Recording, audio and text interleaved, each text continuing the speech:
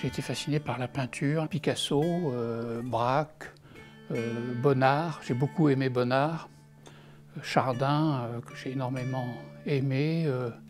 Watteau également, les grands peintres de la Venise du XVIe siècle. Titien, Véronèse, Tintoretto, tout ça, bon. En fait, aussi loin que je me souvienne, j'ai toujours aimé faire quelque chose de mes mains. Et des activités intellectuelles, ça me suis intéressé aux idées. J'ai commencé en terminale, mais avant, non.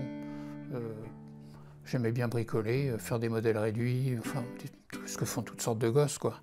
Ce que j'ai remarqué, c'est que quand je m'investis dans un travail manuel, du coup, hop, la recherche disparaît.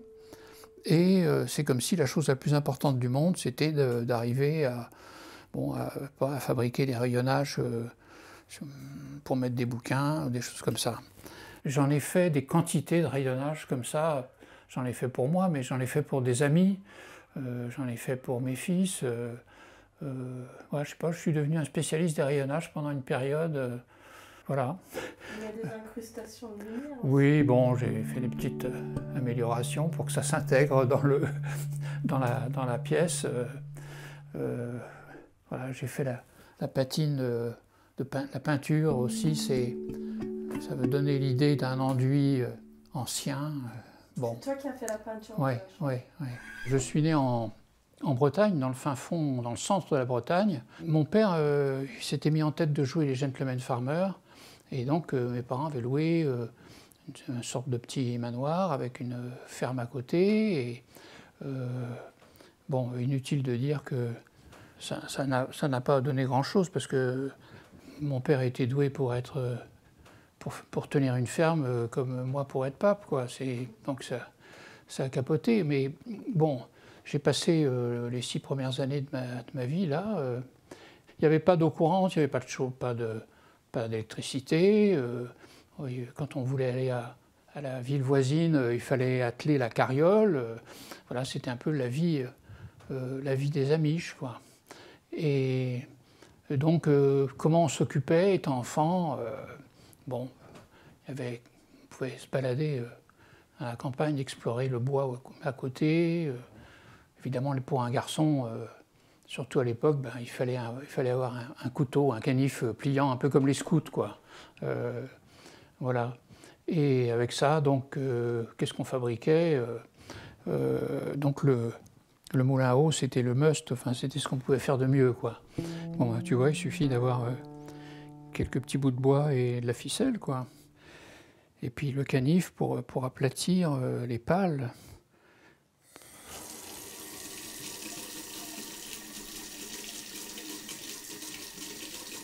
C'est sans doute un jeu auquel les petits paysans se livraient depuis des siècles, hein. Donc là, tu vois, revivre une tradition multiséculaire. Il y a 2 bâtons, des ficelles en milieu et 2 autres bâtons plus longues. Ouais. C'est simple, mais il faut savoir le faire. J'ai eu une période, au moment de l'adolescence, où l'activité manuelle, c'était poterie. Parce que je vivais à Saint-Malo à l'époque. Il y avait un céramiste à Saint-Malo avec qui j'ai fait connaissance.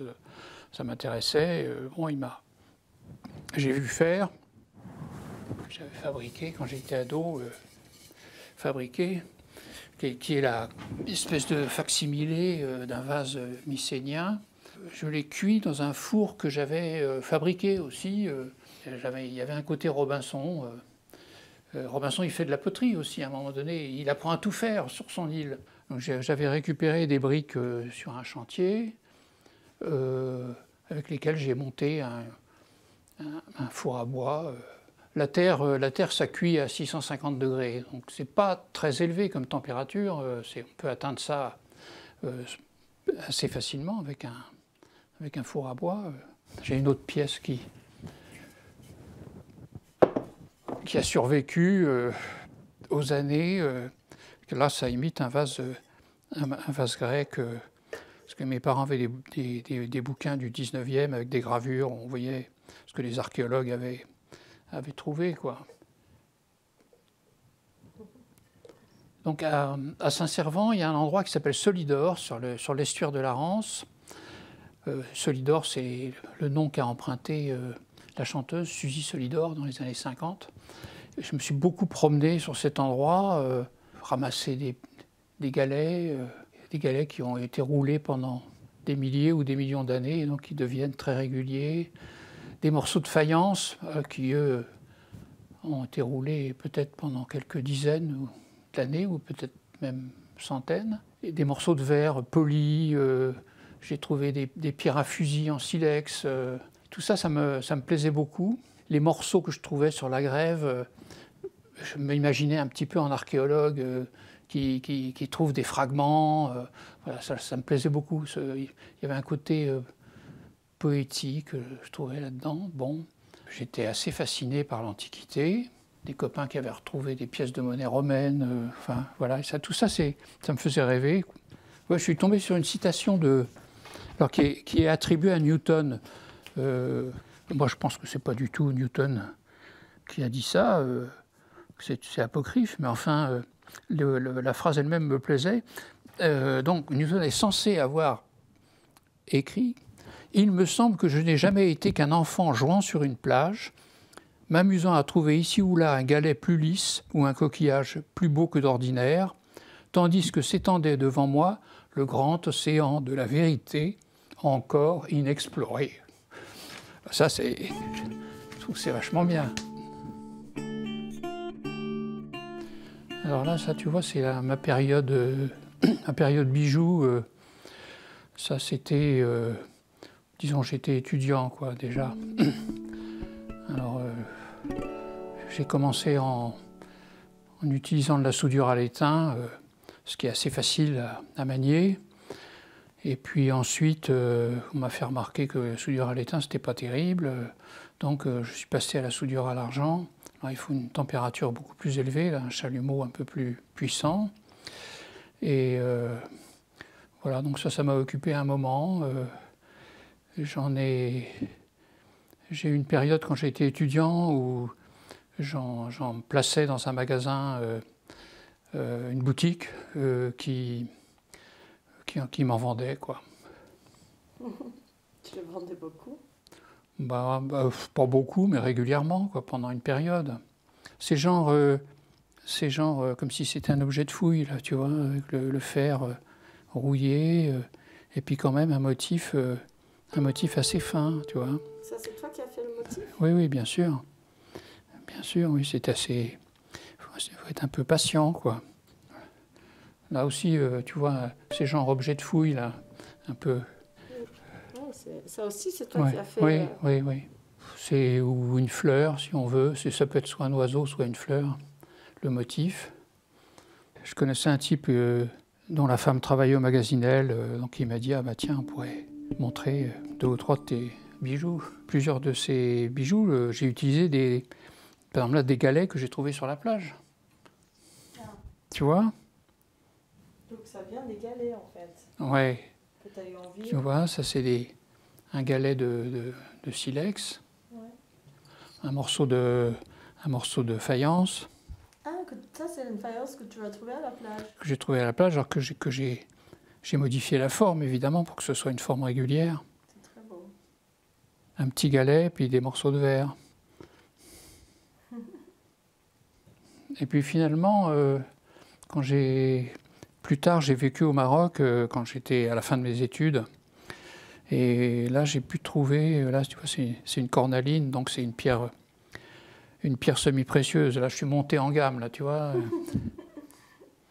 Je suis parti d'une télévision des années 70.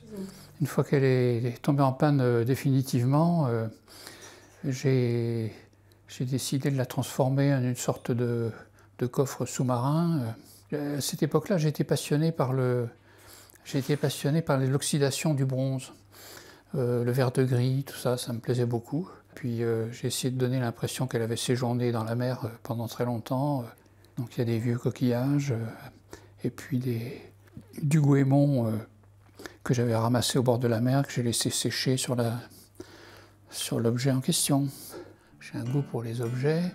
Certains objets, je les ai depuis mon adolescence, où j'ai même retrouvé au puce un ou deux livres, ou deux ou trois livres que j'avais quand j'étais enfant.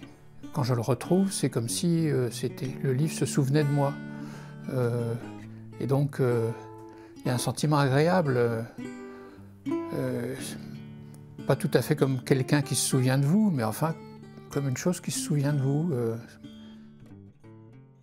J'aime bien me balader dans les brocantes, d'abord parce qu'il y a un climat relationnel agréable, parce que les gens sont assez détendus, et puis on voit la multitude, l'incroyable diversité d'objets que les humains se sont employés à fabriquer, dont la plupart ne servent à peu près à rien.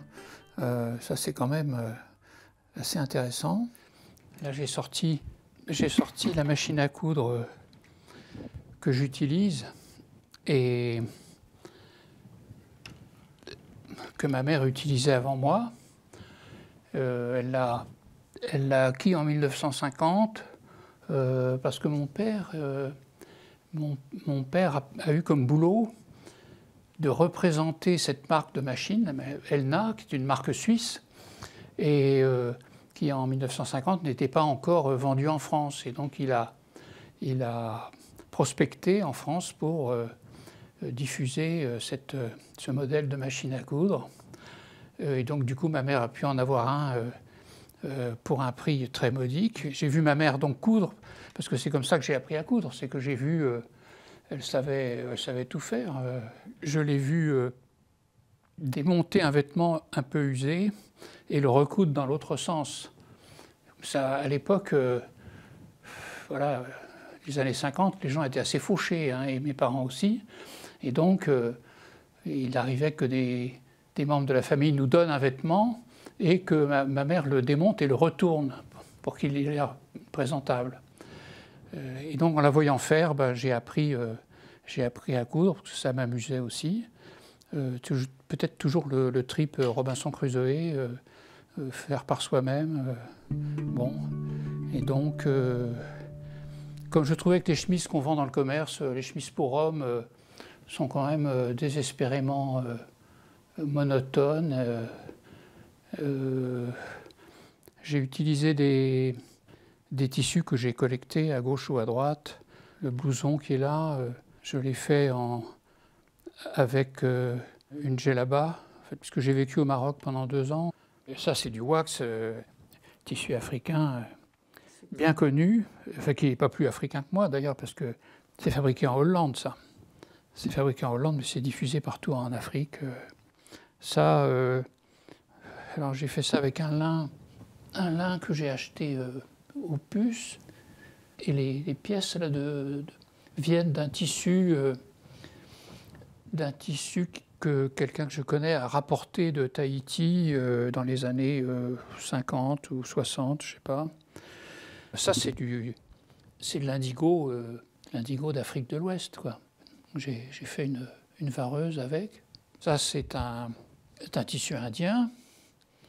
Ça, c'est un batik d'Indonésie. Ça aussi. Et là, c'est une chemise. J'ai trouvé le tissu. Je ne sais plus si c'est en Birmanie ou au Laos que j'ai trouvé ça. Et puis le tissu bleu là, qui est appliqué dessus est un tissu que ma grand-mère avait rapporté de Saigon, puisqu'elle a vécu. Elle a vécu quand elle était jeune à Saigon. Donc le tissu, il doit avoir à peu près 120 ans, quoi. 120 ans. Si bien que je l'ai vu en entier quand j'étais enfant chez mes parents. Mais là, depuis, il est tombé en morceaux, donc j'ai récupéré les fragments qui avaient survécu, quoi. En fait, j'utilise une chemise qui est fichue, je découpe les morceaux, puis je m'en sers comme patron. L'avantage aussi du travail manuel, c'est qu'il y a pas mal de choses, tu commences le matin, le soir tu as terminé. Donc ça c'est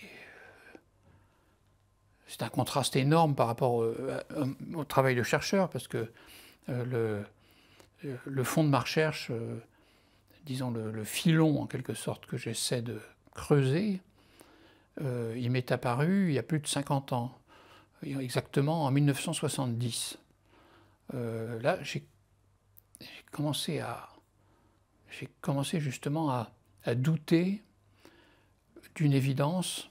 L'évidence en question, c'est que on a conscience de soi, donc on existe.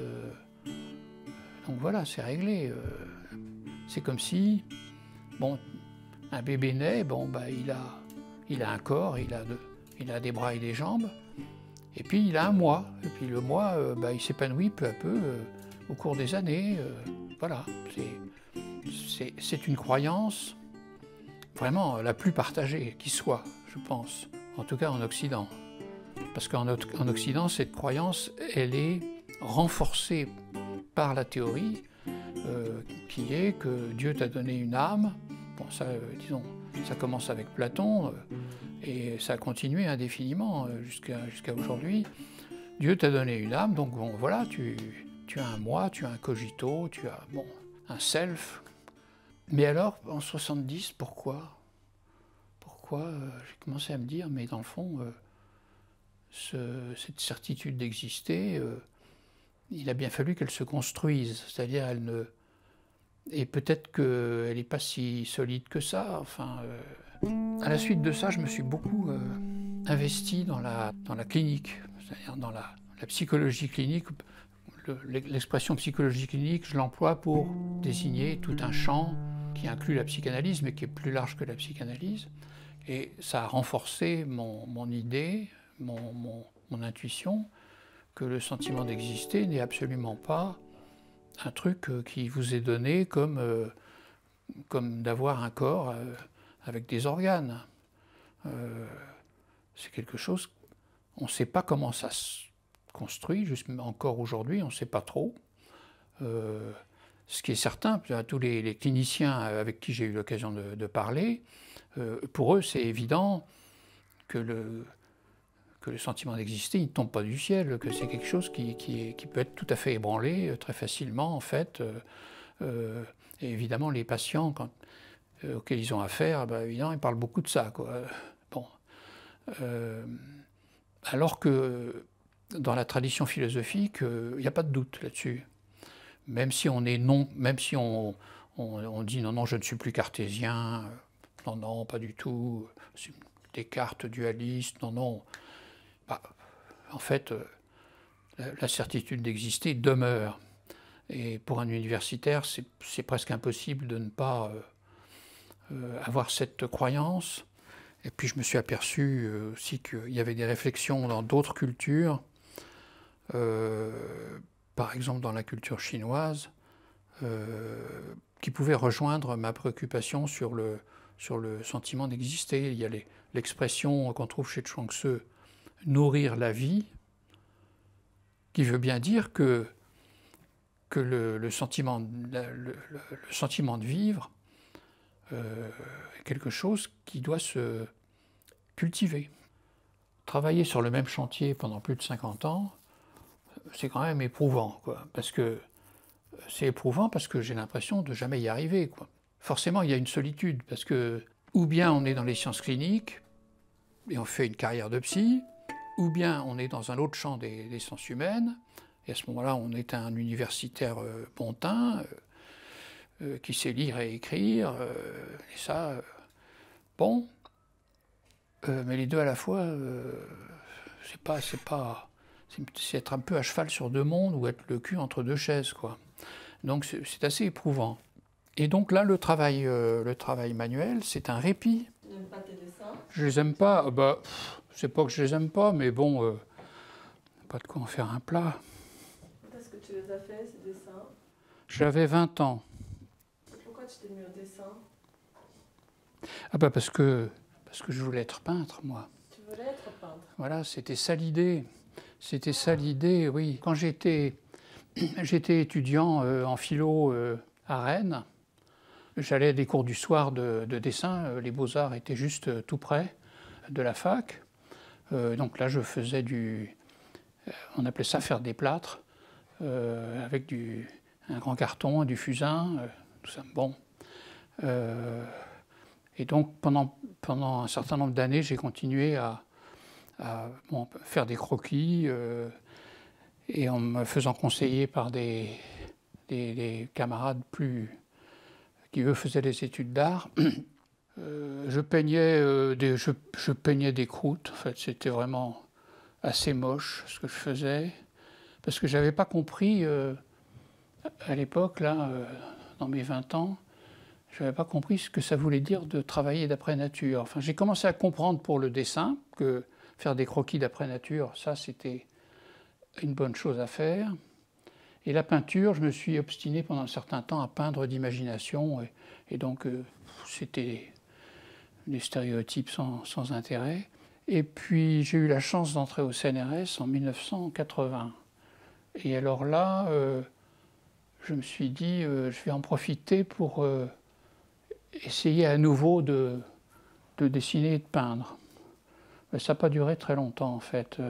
Ce tableau qui est là, voilà, j'avais fait des études. Ça c'était en 84, je vois, c'est marqué derrière. Et le tableau aussi date de 84. Bon, c'était gentil, mais c'était sympathique, mais c'était pas terrible, quoi. C'était pas novateur, quoi. Finalement, je me suis dit, eh bien, je n'ai pas assez de talent pour peindre. En plus, je me rendais compte que pour peindre, il faut y penser jour et nuit, et que je ne pouvais pas à la fois m'adonner à la recherche, ce qui demandait également d'y penser tout le temps, et m'adonner à la peinture. Bon, donc il valait mieux m'accrocher à ce pourquoi j'avais le plus de talent, semble-t-il, et puis laisser tomber le reste. Et donc j'ai conclu mes tentatives en faisant une copie d'un tableau de Claude Lorrain qui s'intitule Acis et Galatée. Donc c'est une scène mythologique, Galatée étant une nymphe. Et donc le tableau, on voit, c'est au bord de la mer, Galatée aborde au rivage et retrouve le berger Acis. Mais le cyclope Polyphème les guette et il convoite également la nymphe. Et donc il va finalement les écraser tous les deux sous un énorme rocher. Bon, ce que le tableau ne montre pas, le tableau montre la scène idyllique qui précède, où Acis et Galatée se retrouvent et sont dans les bras l'un de l'autre. Voilà, je trouvais ça merveilleux.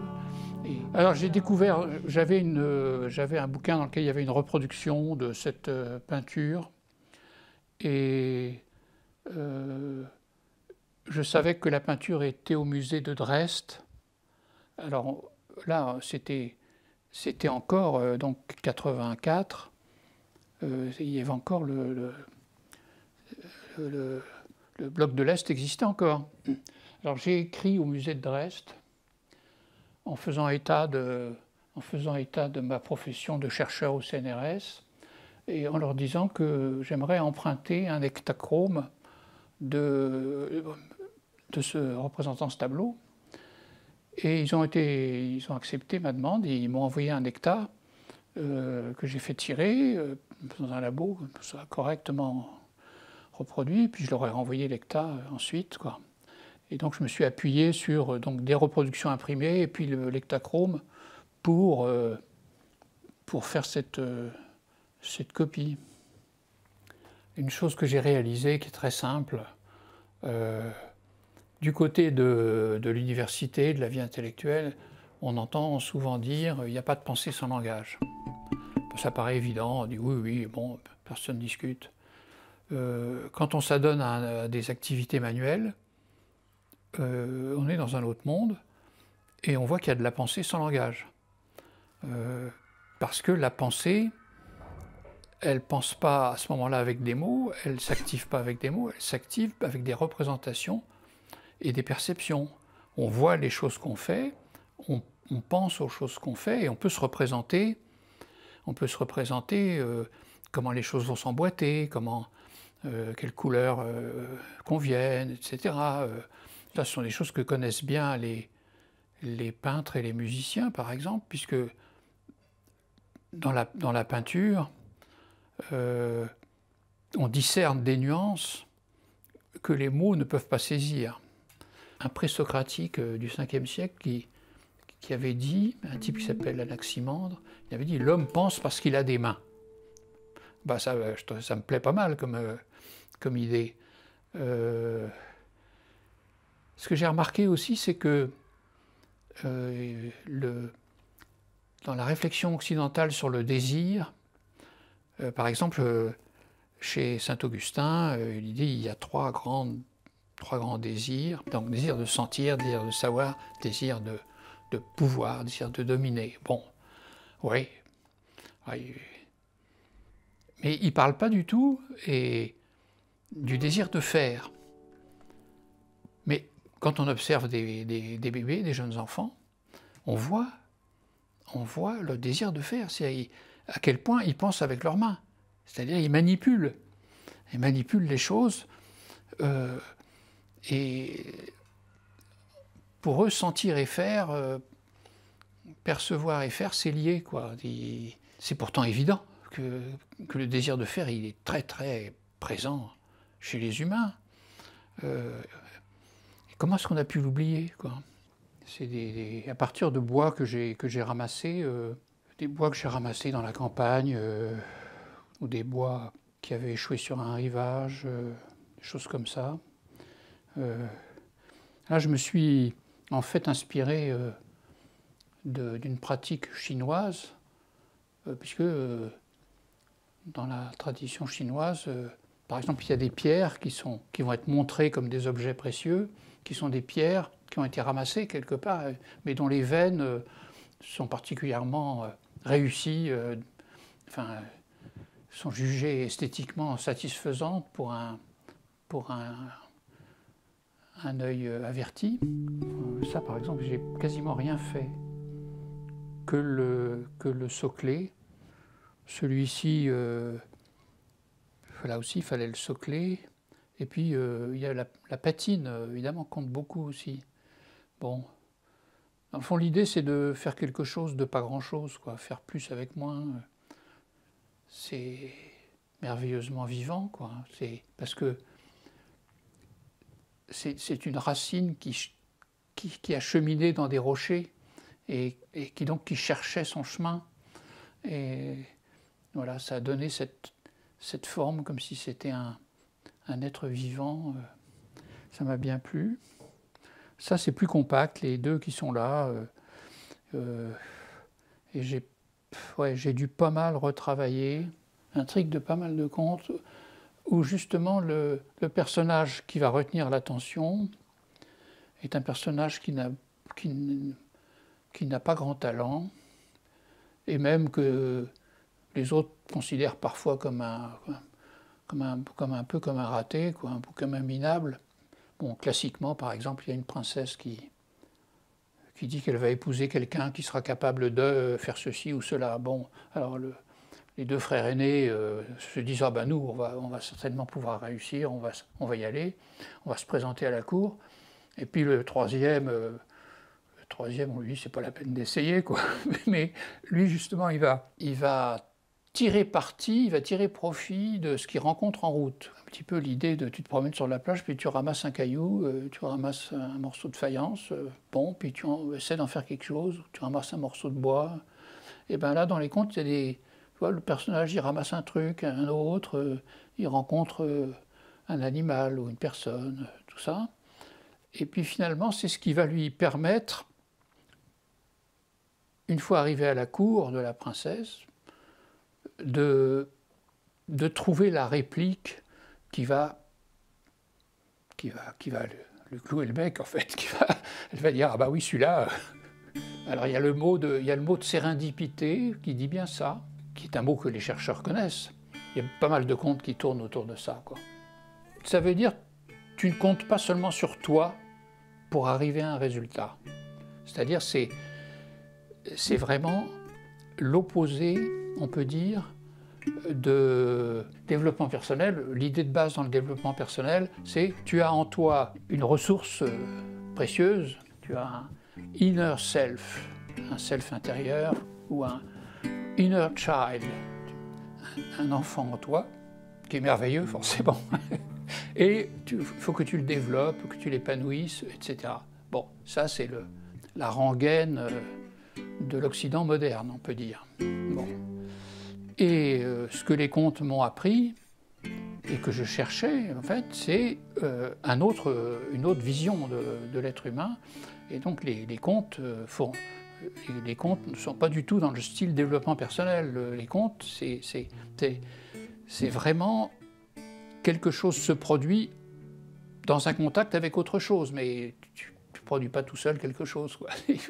Donc est-ce que tu es capable de saisir une opportunité? Est-ce que tu es capable de tirer parti de ce que tu rencontres? Enfin, voilà, des choses comme ça. Voilà, il y a la théorie du génie, hein, au 18e, 19e, voilà, un génie, ben voilà. Mais en fait, les vrais génies, c'est des gens qui s'intéressent à autre chose qu'à eux, quoi. Quand on fait quelque chose de ses mains, on a une idée dans sa tête, on a une chose mentale, et puis il y a la matière, il y a les outils, il y a la chose qu'on fabrique, le plaisir qu'ils éprouvent à faire quelque chose, ben, il est justement lié à cette circulation entre l'intérieur et l'extérieur. Donc il n'y a pas d'un côté le sujet et de l'autre côté l'objet. Prenons par exemple un musicien, quelqu'un qui joue un morceau de musique. Quand il joue, voilà, mettons, il est violoniste ou il est pianiste, et puis il est en train de jouer un morceau. Le morceau, à la fois le morceau, c'est pas lui, parce qu'il a été écrit, par exemple, par Chopin ou par Beethoven. Et en même temps, quand il le joue, c'est lui. C'est-à-dire, il est en train, lui, musicien, de vivre le fait qu'il joue ça, et la musique, lui donne le sentiment qu'il est justement en train de vivre, plutôt que de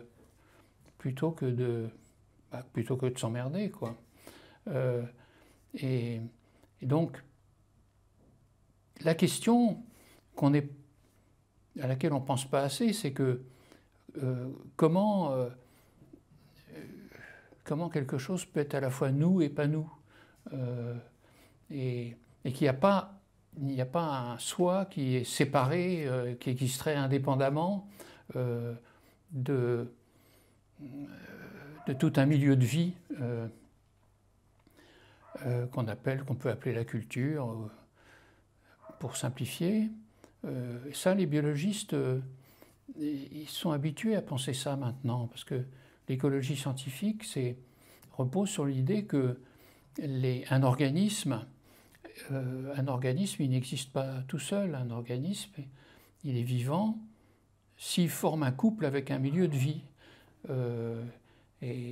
Et donc cette circulation entre l'intérieur et l'extérieur, elle est là. Et je pense que pour la vie psychique, ben c'est pareil, quoi. C'est pareil.